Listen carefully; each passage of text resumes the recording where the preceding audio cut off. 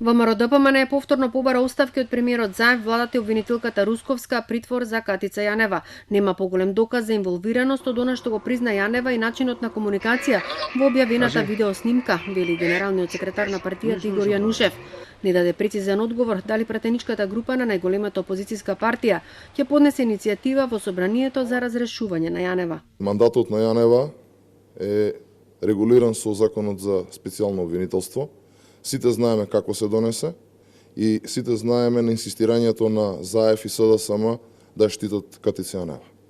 Значи, Катица Јанева нема никаков кредибилитет, напротив, после ова што видовме, Катица Јанева треба да е во притвор, а не на плажите. За мене, како Игор Јанушев, како политичар, не е нормално да има таква комуникација. И токму затоа бараме подитно да се преземат сите потребни мерки и активности. СДСМ побара целосно расчистување на случајот и обвини за сценарио кој е подготвен од опозицијата.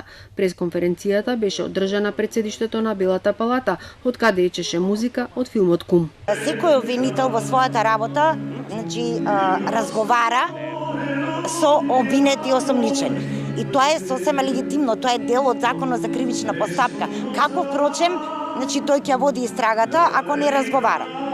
Но во кој контекст, каде и дали се надминати тие овластувања, тоа треба некој друг да даде одговор и се надеваме дека ќе го даде одговорот.